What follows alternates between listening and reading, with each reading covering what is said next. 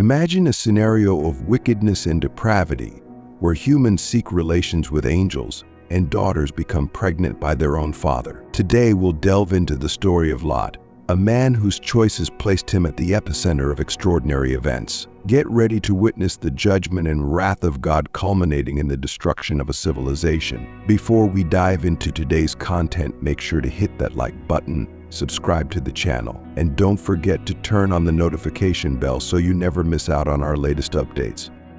Lot's initial accounts in the Bible are documented in the book of Genesis, starting from chapter 11. The narrative of Lot, a biblical figure, begins with uncertainty about the origin and meaning of his name. Some scholars suggest that it may represent the idea of a veil that covers, indicating a reference to the importance of presenting oneself well before others. According to the Bible, after his father's death, Lot left Ur of the Chaldeans and traveled to Haran, accompanied by his grandfather Terah, his uncle Abraham, and Sarai.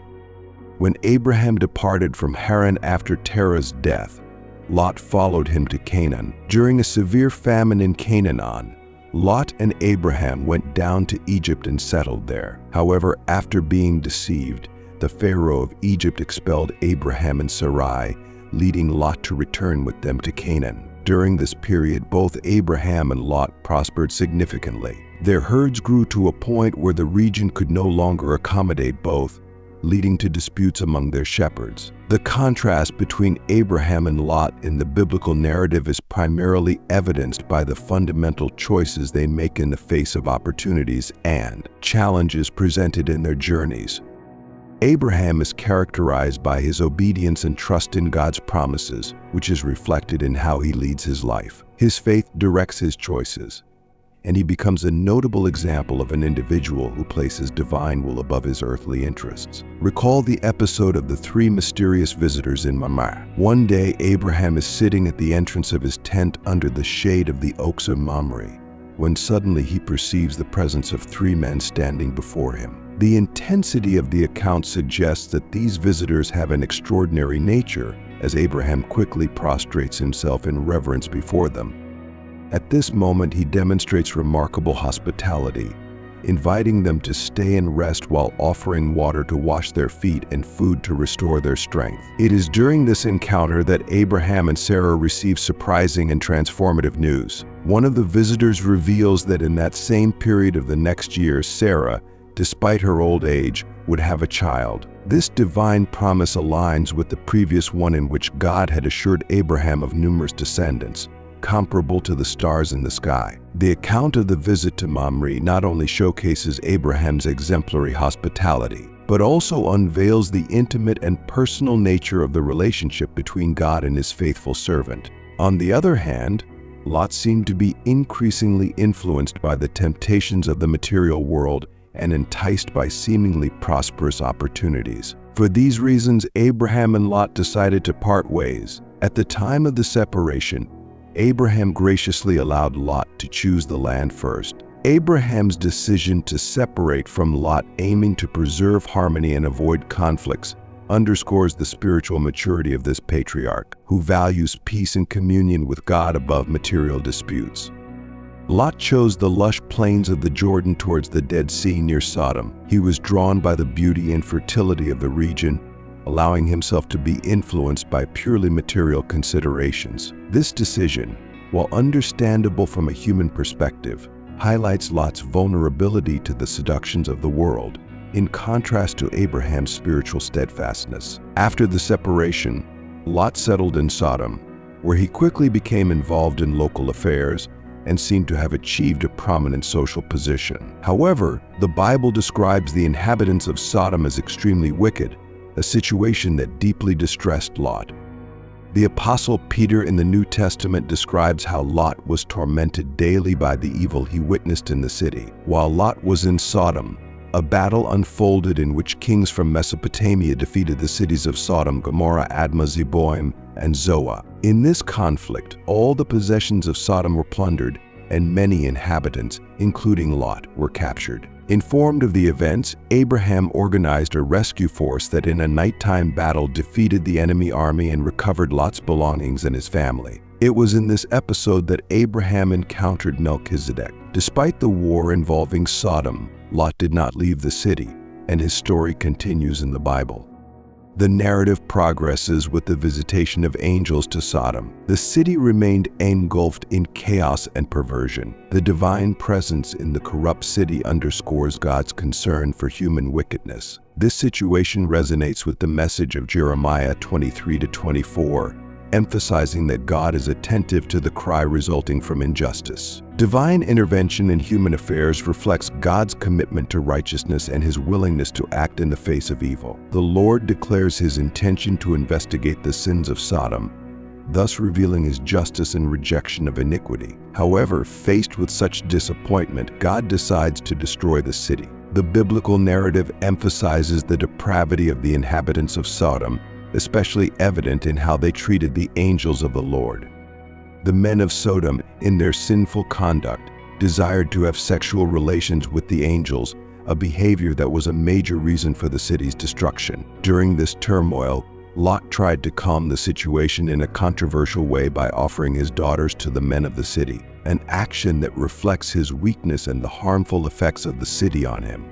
At this moment, the Bible delves into Abraham's courageous intercession before the Lord, revealing a genuine quest for divine understanding and justice. Abraham, aware of the imminent destruction of Sodom, dares to question God about the possibility of sparing the righteous along with the wicked. This audacious dialogue resonates with the exhortation in James chapter 5, verse 16, which emphasizes the prayer of a righteous person is powerful and effective. The narrative continues with the bold negotiation between Abraham and God, where Abraham dares to question the possibility of sparing the city for the righteous. Psalm 86, verse 15 reflects this context, proclaiming, "But you, Lord, are a compassionate and gracious God, slow to anger, abounding in love and faithfulness." This reflection highlights God's willingness to hear the pleas of his servants and his readiness to act with compassion in response to fervent intercession.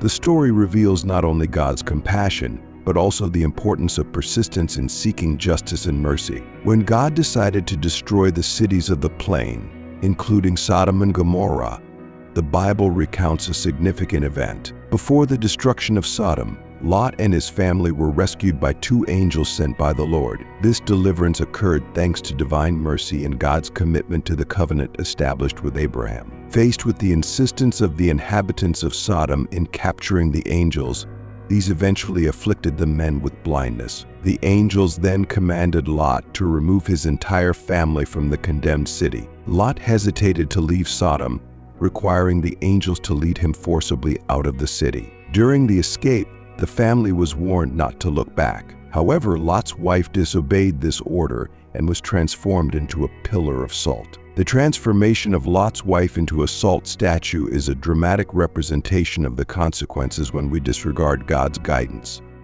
Lot, though spared from imminent destruction, is not exempt from the moral consequences of his choices. His decision to dwell near Sodom exposed his family to a corrosive environment, and the story reveals Lot's struggle to maintain his moral integrity amid the surrounding corruption. The struggle of Lot resonates with contemporary challenges faced by Christians who often find themselves in societies permeated by values opposed to the teachings of the Bible. After leaving Sodom, Lot and his two daughters moved to a small town. Fearing for their lives, they took refuge in a cave in a mountainous region, showing a hesitation to fully trust in God's plan. This attitude contrasts with the unwavering trust Abraham demonstrated during his journey. Even in the face of uncertainties and challenges, Lot's decision to take refuge in a cave symbolizes, in a way, the human tendency to seek isolation when confronted with adversity. The cave may represent not only a physical shelter but also a state of emotional and spiritual seclusion. This raises the question of how traumatic experiences can impact a person's ability to fully engage in life and relationships. It was in this place that a terrible event occurred. Fearing for their safety, Lot's daughters were concerned about preserving the family's offspring. Feeling isolated, and without the prospect of finding husbands, they devised a plan. At a certain point, Lot's daughters intoxicated their father, and motivated by a lack of understanding of moral and ethical norms, each of them lay with Lot on successive nights, seeking to generate offspring. From this incestuous union, Moab and Ben-Ammi were born, giving rise to the nations of the Moabites and Ammonites respectively. These peoples caused various problems for the Israelites throughout biblical history. The narrative about Lot in the Bible continues, highlighting his complex and controversial relationship with his daughters after the events in Sodom. However, after this point, Lot's story remains without further details. It is unclear whether he managed to rebuild his life or ended his days in the cave in the mountains where the events with his daughters took place.